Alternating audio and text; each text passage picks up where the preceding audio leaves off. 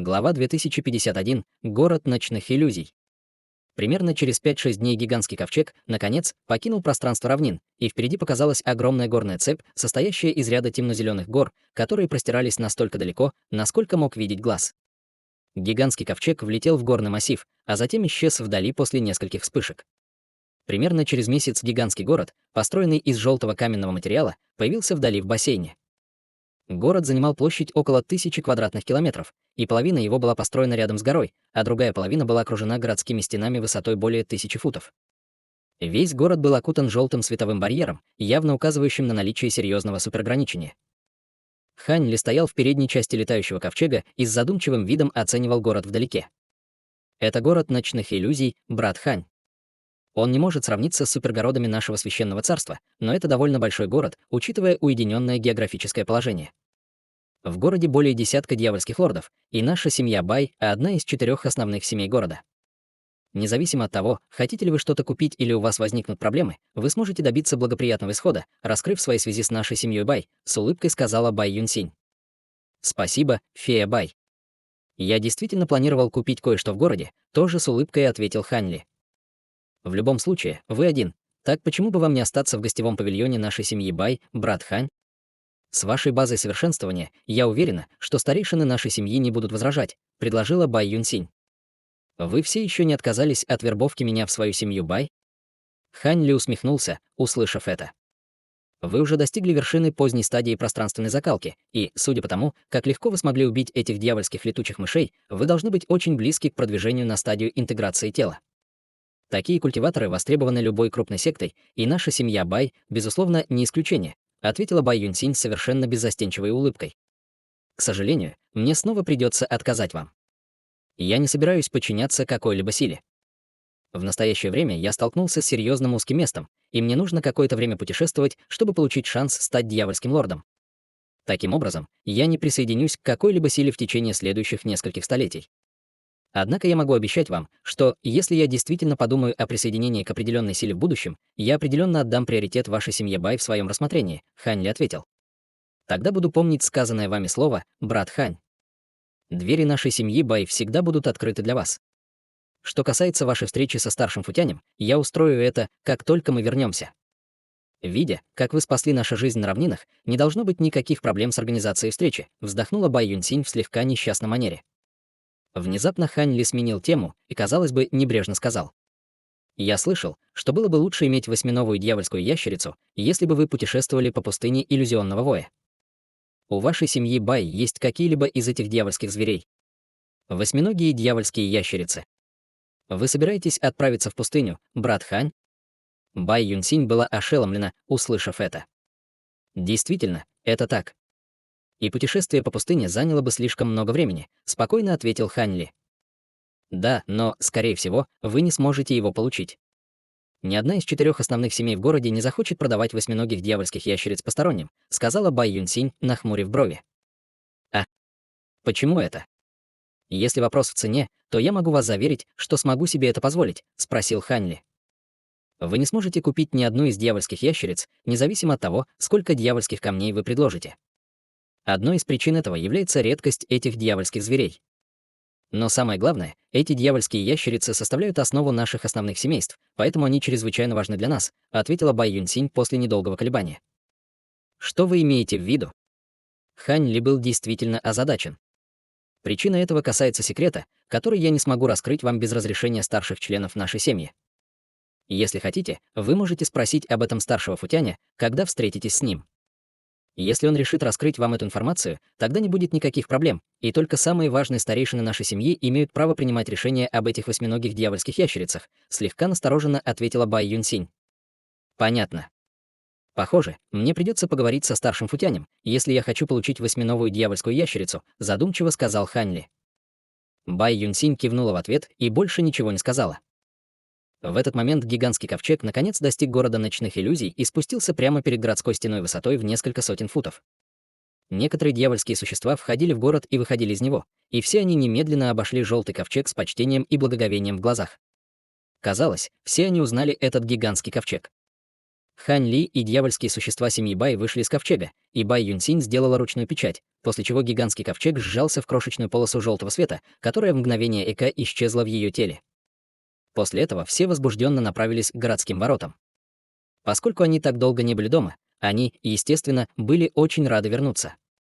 Что касается Хань Ли, он слабо улыбался и ни в малейшей степени не привлекал внимания, когда пробирался сквозь толпу.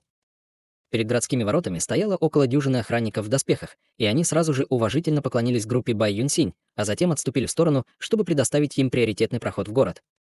Прохожие вообще не обращали на это внимания, явно уже привыкшие к такому дискриминационному обращению. Бай Юньсинь слегка кивнул охранникам, прежде чем отправиться в город, где Хань Ли сразу же увидел бесчисленные землисто-желтые дома, которые простирались настолько далеко, насколько могли видеть глаза. Между этими домами было несколько удивительно широких улиц, гораздо меньших, чем в среднем городе. Кроме того, среди этих зданий иногда были вкраплены гигантские сооружения, такие как пагоды и многоэтажные павильоны. Хань Ли лишь кратко осмотрел окружающее пространство, прежде чем отвести взгляд. В городе существовало не только ограничение на полеты, но и чрезвычайно сильное духовное ограничение. Даже со своим огромным духовным чутьем он ничего не мог ясно ощутить на расстоянии более нескольких километров. Конечно, дело было не в том, что Хань Ли не мог расширить свое духовное чутье дальше этого. Однако, если бы он сделал это, он определенно активировал бы ограничение, тем самым обнажив свою собственную базу совершенствования. Через несколько мгновений группа из семьи Бай внезапно остановилась, выйдя на определенную улицу. Хань Ли поднял бровь, но не стал задавать никаких вопросов. Вскоре после этого несколько экипажей, запряженных дюжиной или около того существ, похожих как на лошадей, так и на оленей, прибыли на другой конец улицы, а затем быстро остановились перед Хань Ли и остальными. На всех повозках сбоку красовался символ «Бай», и каждой повозкой управлял человек в кожаном халате. Человек в первой карете спрыгнул, прежде чем почтительно поклониться Бай Юньсинь. «Я выражаю свое почтение уважаемой молодой госпоже. Меня послал сюда хозяин, чтобы отвезти вас домой». Бай Юньсинь кивнула в ответ, прежде чем с улыбкой повернуться к Хань Ли. «Брат Хань, ты действительно не планируешь посетить нашу семью Бай? Если ты вернешься с нами в семью, возможно, сегодня ты сможешь встретиться со старшим футянем. Спасибо за предложение, но я планирую пока поездить по городу, поэтому я нанесу визит вашей семье Бай в другой день», сказал Хань Ли с улыбкой и сложил кулак в приветствии. «В таком случае я больше не буду вас задерживать. Этот нефритовый кулон — это то, почему меня можно узнать. С этим нефритовым кулоном вы сможете напрямую прийти и найти меня в нашей семье Бай без вопросов», сказала Бай Юньсинь с немного задумчивым взглядом, когда она перевернула руку, чтобы достать кулон из лазурного нефрита, который она бросила Хань Ли. Хань Ли поймал нефритовый кулон, прежде чем взглянуть на него, и обнаружил, что в его поверхность вплетены малиновые нити, указывающие на то, что он не был очищен с использованием обычного нефрита. На кулоне было выгравировано изображение женщины, и эта женщина была очень похожа на Бай Юньсинь. Хань Ли кивнул, убирая нефритовый кулон, и группа из семьи Бай уехала на запряженных животными экипажах. Что касается Хань Ли, то он немедленно ушел на другую улицу и в мгновение ока исчез в толпе. Несмотря на то, что в городе ночных иллюзий не было священных предков, он, естественно, все еще был довольно известен из-за присутствия более 10 дьявольских лордов, а количество дьявольских существ высокого уровня в городе также намного превышало количество в обычных городах такого масштаба. В отличие от города Кровавых Ворон, в этом городе было гораздо больше зданий всех типов. Тут были не только обычные магазины, такие как магазины материалов и ингредиентов, но также было много дадзё, в которых обучали определенным дьявольским искусствам, что представляло для Хань Ли довольно интригующее зрелище.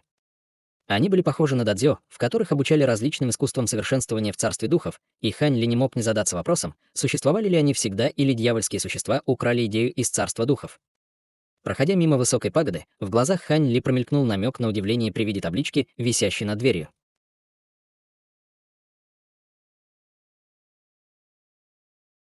Глава 2052. Башня Мириад рабов.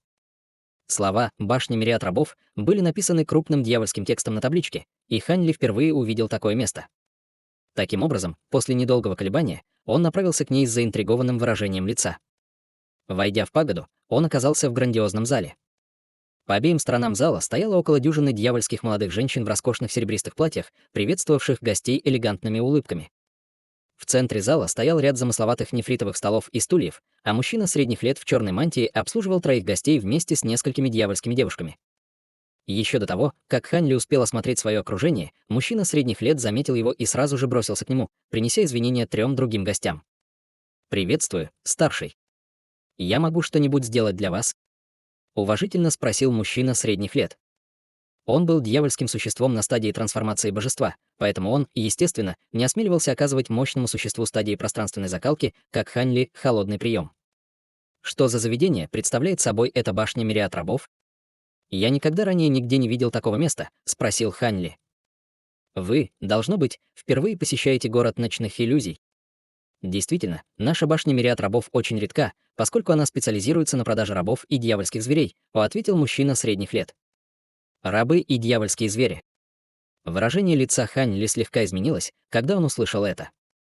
Действительно. Те гости пришли сюда, чтобы купить рабов.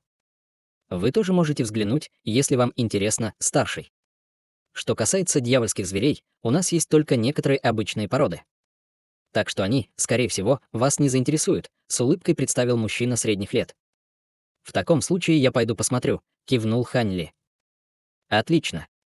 Пожалуйста, пойдем со мной, старший. Мужчина средних лет немедленно жестом приказал одной из молодых женщин привести 3 других дьявольских существ, а затем провел их всех к простой телепортационной формации на углу пагоды. 3 гостей состояли из 2 красивых мужчин и элегантной женщины. Они были только на стадии зарождения души, но оценивали Хань Ли только с любопытством, а не с трепетом и благоговением. Хань Ли бросил на них быстрый взгляд и обнаружил, что на каждом из их рукавов красовался невзрачный символ Нин. Могут ли они быть из семьи Нин? После того, как все ступили на телепортационную формацию, мужчина средних лет наложил заклинательную печать на край формации, и все они мгновенно телепортировались прочь. В следующее мгновение они снова появились внутри аналогичной телепортационной формации на другом уровне пагоды. Хань Ли открыл глаза и сразу же осмотрел окрестности, обнаружив, что впереди находится длинный и узкий проход из голубого камня, расположенный между 2 каменными стенами с бесчисленными рунами, вырезанными на их поверхности, что явно указывает на наличие ограничения. По другую сторону прохода было несколько больших золотых ворот, перед каждым из которых стояли 2 крепких бронированных стражника. Хань Ли направил свое духовное чутье на охранников, и в его глазах промелькнул намек на удивление. Все эти охранники были гуманоидными марионетками. Мужчина средних лет немедленно вывел Хань Ли и остальных из строя телепортации, затем прошел по проходу и добрался до ближайших золотых ворот. 2 марионетки перед воротами, казалось, почувствовали их прибытие и повернулись к группе, размахивая алебардами, выглядя так, будто они готовы напасть на любого, кто осмелится приблизиться к ним. Мужчина средних лет оставался совершенно невозмутимым и перевернул руку, чтобы достать металлический значок, затем махнул ею вперед, напевая короткое и простое заклинание. Холодный свет в глазах марионеток мгновенно исчез, и они сразу же убрали свои алебарды. 3 дьявольских существа из семьи Нин не обратили на это внимания, но Хань Ли внимательно осмотрел пару марионеток с голубым светом, вспыхнувшим в его глазах, а затем внезапно спросил заинтригованным голосом. Эти марионетки кажутся даже более могущественными, чем обычные культиваторы стадии зарождающейся души, но метод обработки, используемый для них, кажется совершенно особенным. Ваша пагода очищала этих марионеток самостоятельно или покупала их где-то еще? Согласно информации, которую он собрал о царстве старших дьяволов, эти 2 марионетки явно не были очищены с использованием какой-либо из нескольких типов распространенных техник улучшения в царстве старших дьяволов. Метод обработки и используемые материалы были очень грубыми, но силы марионеток противоречили грубому мастерству, и это было весьма интересно для Хань Ли. Хе-хе, действительно, метод обработки, используемый для этих хрустальных дьявольских марионеток, был довольно особенным. Они не могут быть одержимы и контролироваться духовным чувством, но они могут выполнять некоторые простые задачи, управляясь заранее приготовленными сокровищами. Они были созданы с использованием секретной техники обработки нашей пагоды, которую больше нигде узнать нельзя. Но если вам интересны эти марионетки, то могу сказать, что сейчас мы не будем обсуждать это. Вы не простив? С улыбкой ответил мужчина средних лет. Хрустальные дьявольские марионетки. Я действительно заинтересован в них. Хорошо, мы обсудим это позже, равнодушно ответил Хань Ли. Мужчина средних лет был немного разочарован, услышав это, но все же сохранил улыбку, когда ответил. Хорошо, тогда я сейчас открою ворота. Сразу после этого он подошел к золотым воротам, прежде чем прижать к ним металлический значок. Золотые ворота открылись сами по себе, и изнутри полился слабый белый свет. Затем мужчина средних лет отошел в сторону и сделал приглашающий жест рукой. Несмотря на то, что 3 других дьявольских существа были из семьи Нин, они не осмеливались проявлять неуважение к культиватору стадии пространственной закалки, такому как Хань Ли, поэтому они могли подождать, пока он войдет первым. Хань Ли слегка кивнул, прежде чем пройти через ворота. За воротами было несколько массивов разных размеров, которые образовали ряд цилиндрических барьеров белого света, внутри которых были заперты несколько десятков дьявольских мужчин и женщин в разной одежде. У всех на лицах были слабые дьявольские узоры, явно указывающие на то, что на их тело были наложены ограничения. Те, у кого была самая высокая база культивирования среди них, находились только на стадии формирования ядра, а самые слабые были только на стадии конденсации ци. Мужчина средних лет собирался снова заговорить, но Хань Ли вмешался. «Теперь вы можете идти, я посмотрю здесь сам». Услышав это, мужчина средних лет, естественно, не осмелился говорить дальше. «В таком случае я пойду обслужу других гостей, извините меня, старший». Таким образом, мужчина средних лет перешел к людям из семьи Нин. Соратники Даосы, если вы хотите купить несколько слуг, то эти должны быть идеальными. Это существа инь-земли из глубины пустыни воя иллюзий. И мало того, что все они искусны в дьявольских искусствах земных атрибутов, когда-то они достигают зрелости, все они становятся красивыми мужчинами и красивыми женщинами. Самое главное, что эти обладают достойными способностями и могут быть доведены до стадии зарождения души с минимальными усилиями. На самом деле, возможно, что они даже могут перейти на стадию трансформации божества. Хань Ли рефлекторно повернулся к существам Земли Инь, услышав термин «пустыня воя иллюзий», и там он обнаружил 8 растрепанных юношей и девушек, которым на вид было от 13 до 14 лет. Все они находились на стадии заложения основы, но казались довольно слабыми. Существа Земли Инь. Таких довольно редко можно увидеть в вашей пагоде.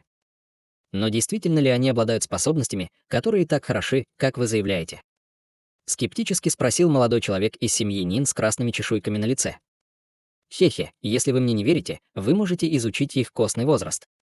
Разве это уже недостаточное свидетельство их способностей, что они смогли достичь стадии заложения основы в таком юном возрасте? Уверенно ответил мужчина средних лет. Откуда мы знаем, что ваша пагода не накормила их таблетками, чтобы задействовать их скрытый потенциал? С улыбкой спросила женщина из семьи Нин. На лице мужчины средних лет появилась кривая улыбка, когда он ответил. Эти таблетки довольно дорогие, мы бы не стали использовать их для того, чтобы продать подороже рабов, которые даже после этой процедуры стоили бы меньше самих таблеток. К тому же, наша пагода не посмеет оскорбить вашу семью Нин из-за чего-то подобного. Если вы заинтересованы в них, вы можете взять их сразу же после выдачи необходимых дьявольских камней. 3 человека из семьи Нин, казалось, были убеждены, и они начали договариваться о цене, вместо того, чтобы продолжать задерживаться на теме способностей земных существ Инь. Примерно через 15 минут они наконец пришли к соглашению, и женщина из семьи Нин выдала большую сумму дьявольских камней, а затем ушла с группой земных существ Инь. После их ухода мужчина средних лет почтительно вернулся к Хань Ли. Кто-нибудь из этих рабов приглянулся старшему? Если нет, я могу отвезти вас в другое место. Возможно, там найдутся другие рабы, которые вам больше понравятся. В этом нет необходимости. Я все равно привык путешествовать один. Отведи меня посмотреть на хрустальных дьявольских марионеток. Они мне куда более интересны, ответил Хань Ли.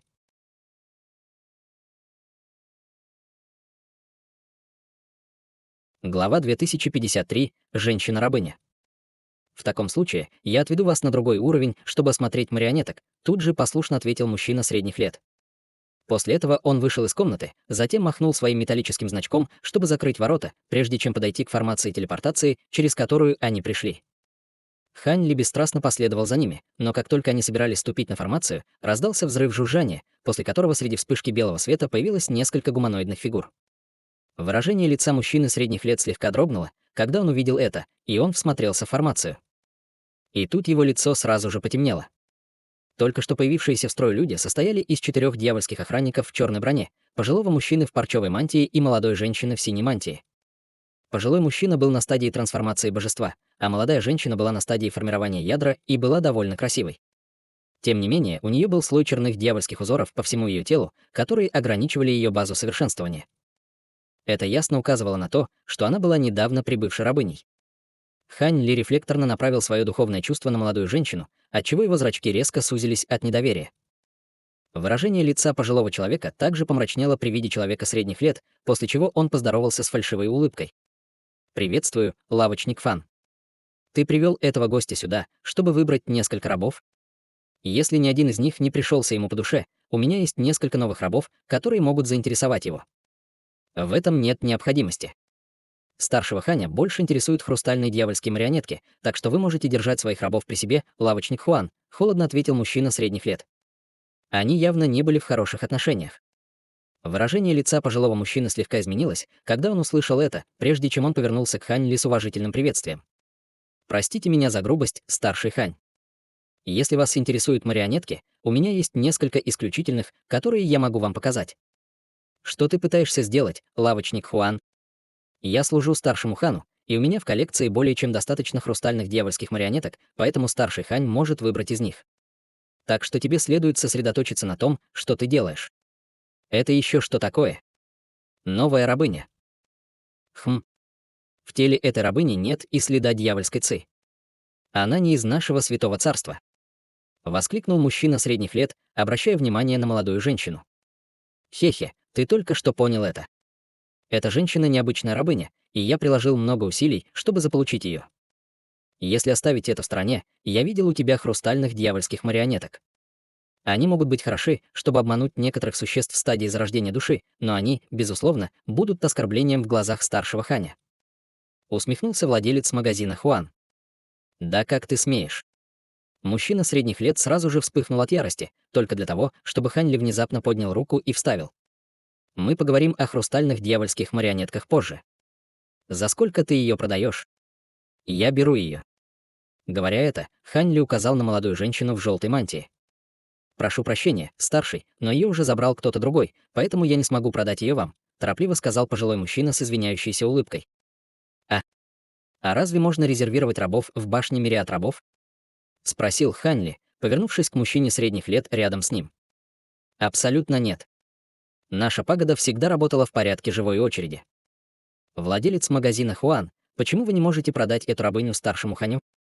Вы беспокоитесь, что он не сможет себе ее позволить?» С улыбкой спросил мужчина средних лет. «Это рабыня, которую запросил старший Джао Вэньхао. Если я передам ее кому-то другому, кто будет отвечать перед старшим Джао?» Рявкнул пожилой мужчина. «Что? Этот раб был запрошен старшим Джао?» Услышав это, мужчина средних лет резко вздохнул, прежде чем повернуться к молодой женщине с нерешительным выражением лица. «Кто такой Джао Вэньхао?»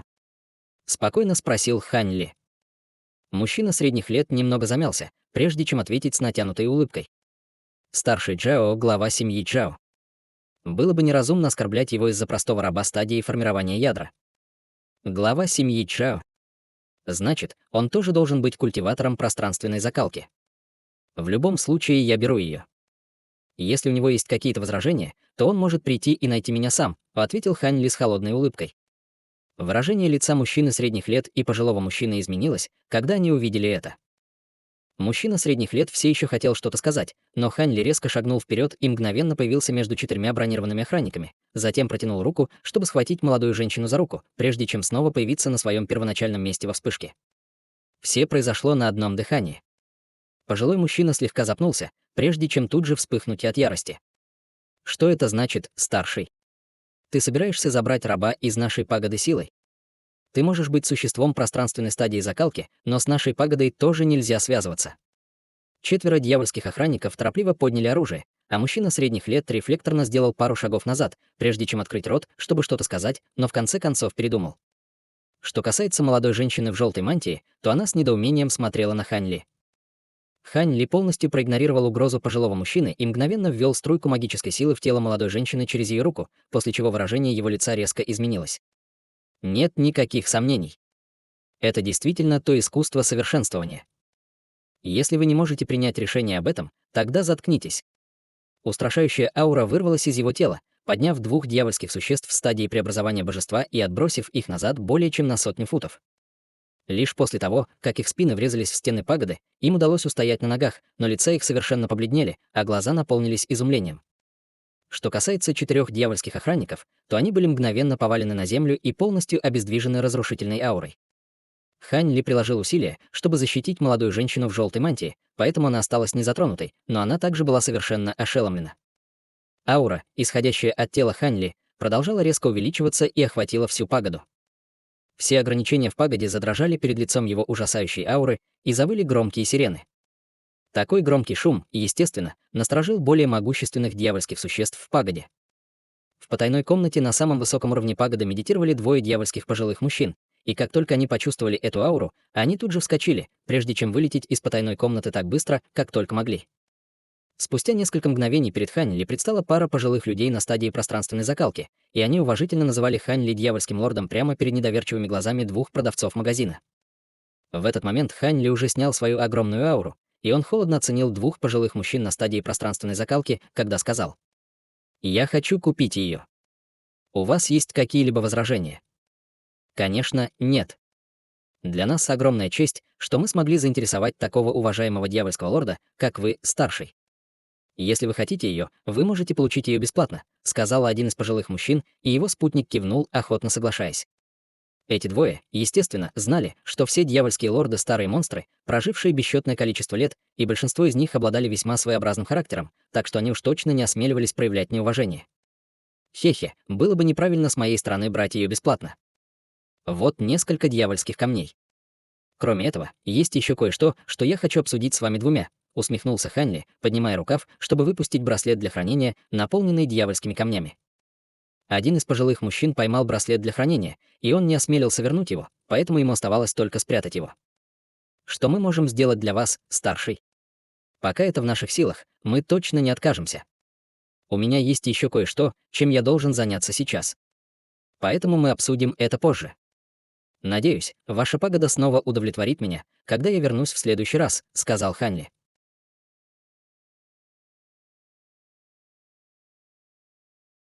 Глава 2054. Искусство культивирования новой рабыни. Как только голос Хань Ли умолк, из его тела вырвался черный свет, охватив молодую женщину в желтой мантии, прежде чем полететь к одной из стен пагоды полосой света. Раздался оглушительный грохот, и полоса света легко пробила ограничение на стене, прежде чем исчезнуть во вспышке. Двое пожилых мужчин на стадии пространственной закалки могли только обменяться кривыми улыбками, увидев это.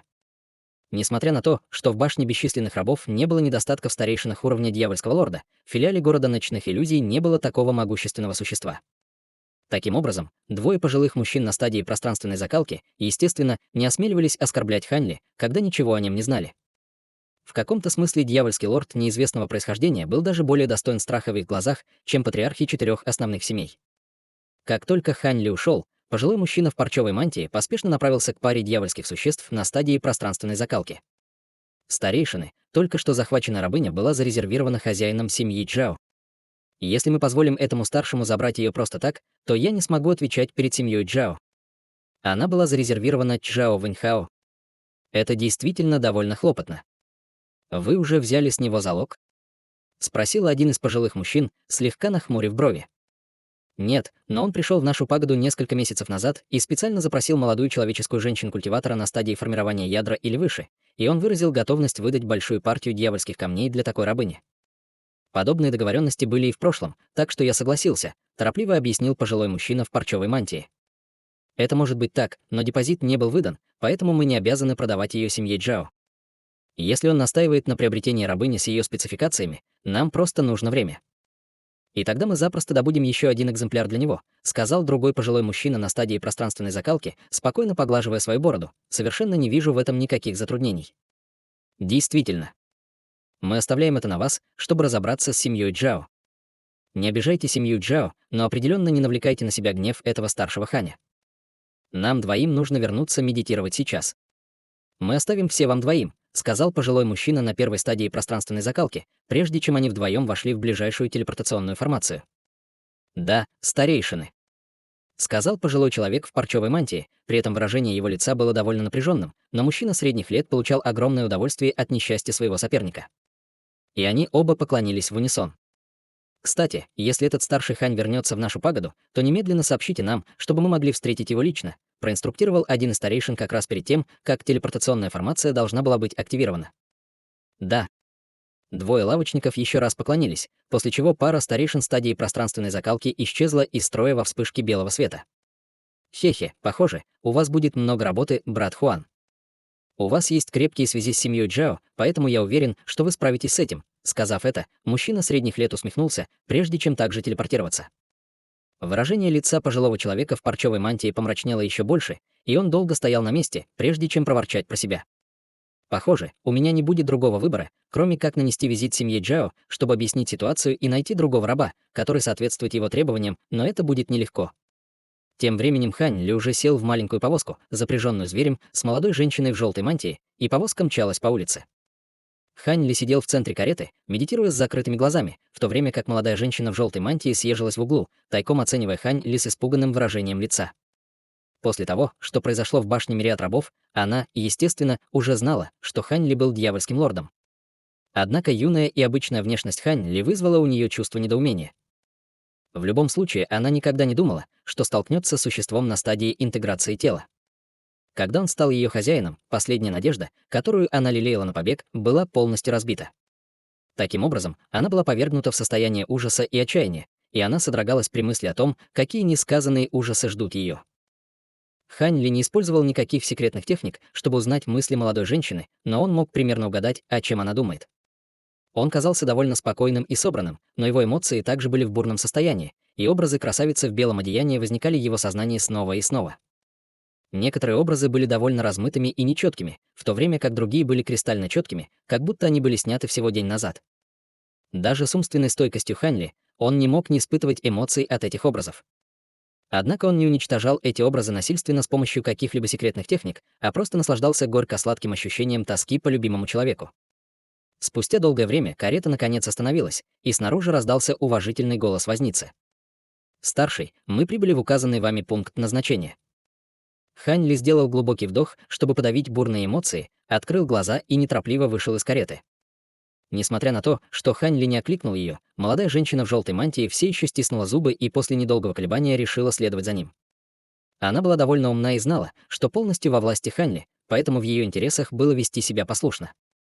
В противном случае с непостижимой базой совершенствования Хань Ли у него было бесчисленное множество способов заставить ее сожалеть о том, что она когда-либо родилась. Хань Ли бросил дьявольский камень водителю автобуса, а затем посмотрел вперед, когда на его лице появилось довольное выражение. В настоящее время он находился перед горным склоном высотой более 10 тысяч футов, и вдоль склона горы был построен ряд павильонов и пещерных жилищ. В фасаде самого большого здания был массивный вход высотой в несколько сотен футов с табличкой, на которой большими серебряными буквами было написано «Двор Святого Духа». Внутри павильона стоял черный деревянный стол, за которым дремал пожилой дьявольский человек. Рядом молча стояло несколько детей-слуг, не решавшихся разбудить пожилого дьявольского человека. Хань Ли бросил холодный взгляд на пожилого мужчину, и его губы слегка задрожали. В следующее мгновение старик вскочил из-за стола и торопливо закричал: «Пожалуйста, прости меня за грубость, старший». Затем он сразу же увидел Хань Ли и молодую женщину в желтой мантии, прежде чем броситься к ним с широкой улыбкой.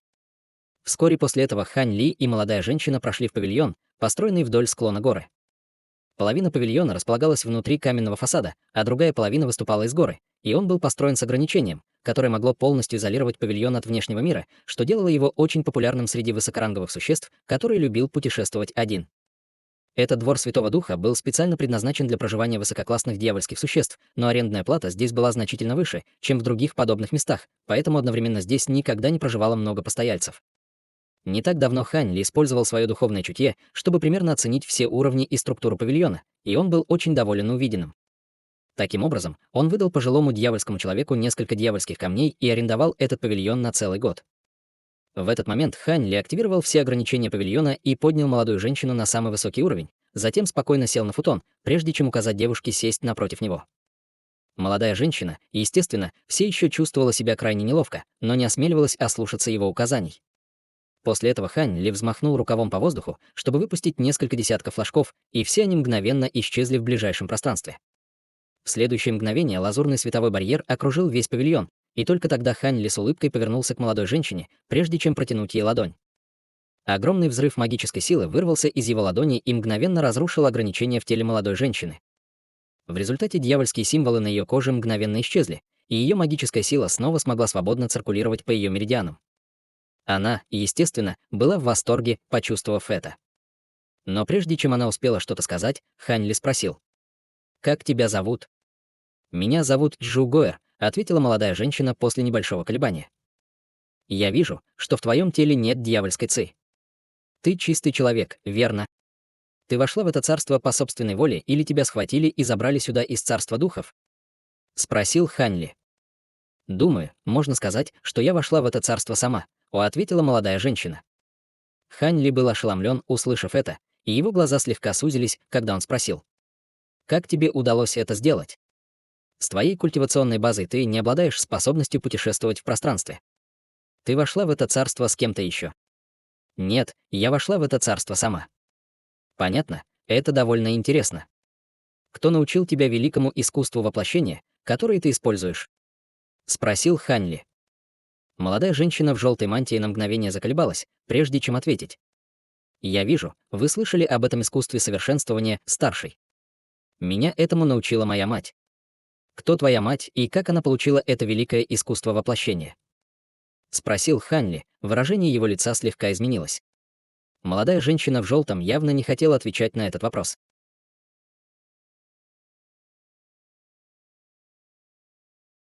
Глава 2055. Малое духовное небо.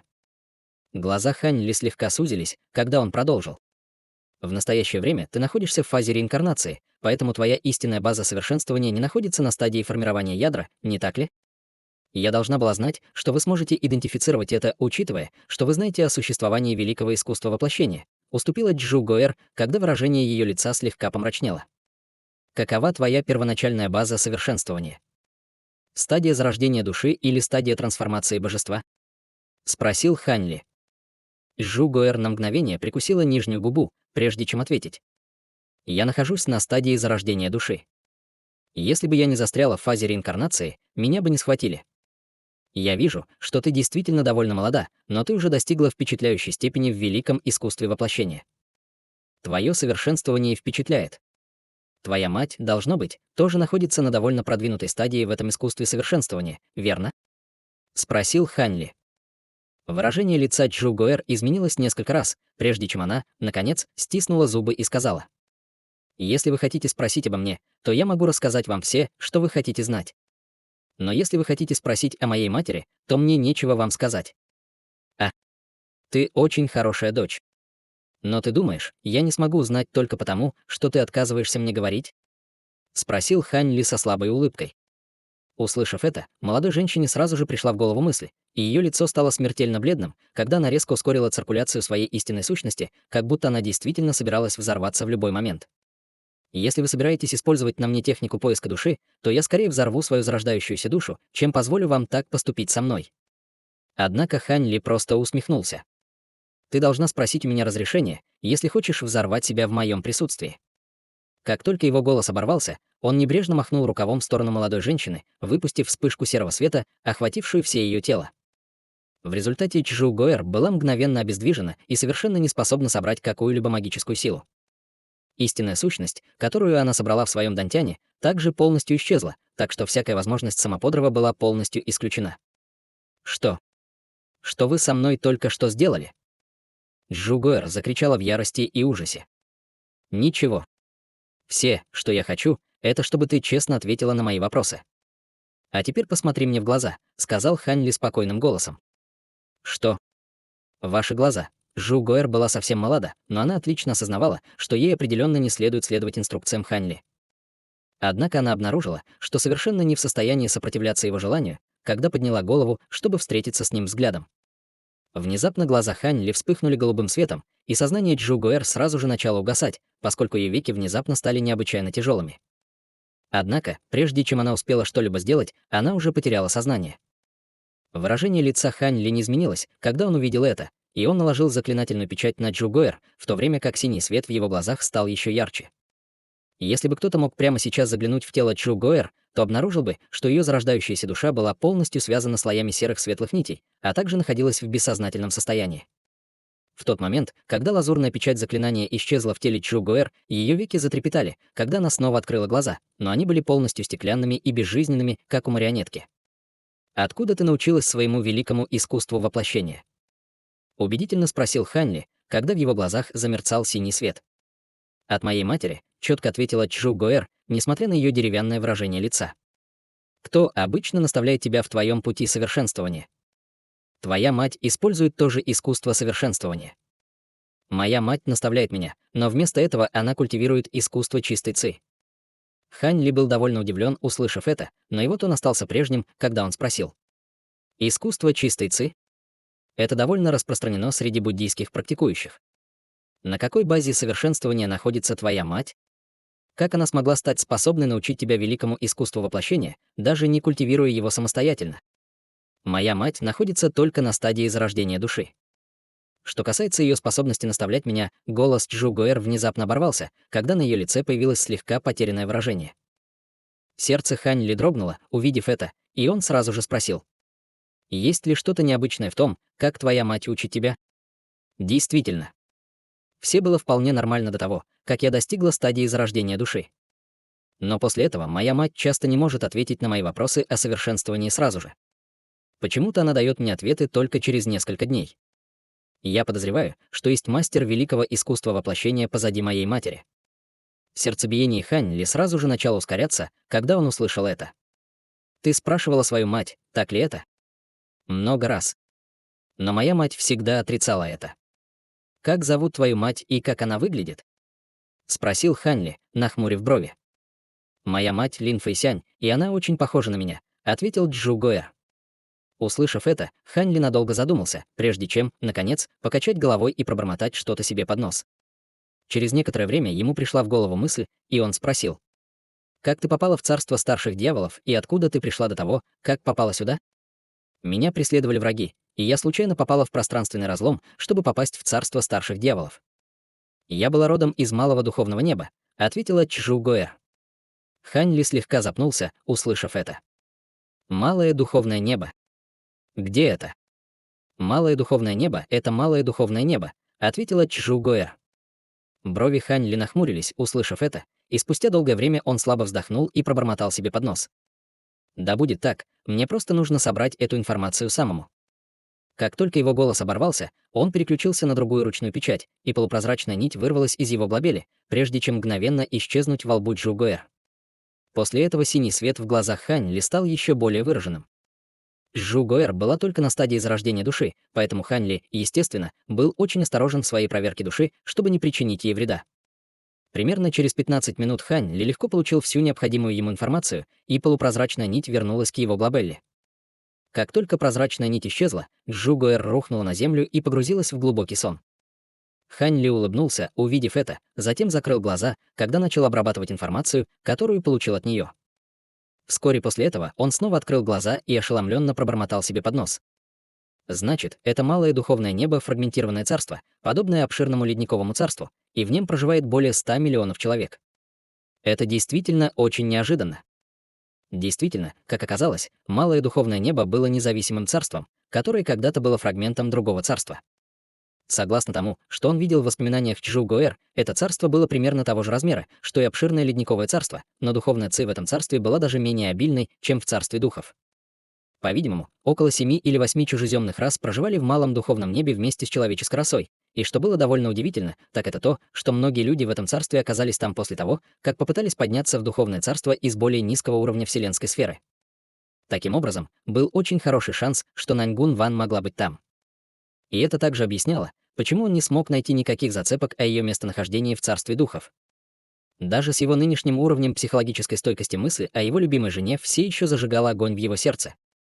И он не хотел ничего, кроме как немедленно отправиться на сторону Наньгун Ван, чтобы они могли воссоединиться. Только спустя долгое время ему, наконец, удалось оправиться от своего бурного эмоционального состояния, но выражение его лица мгновенно снова помрачнело, когда он обдумывал вопрос о том, как ему добраться до малого духовного неба.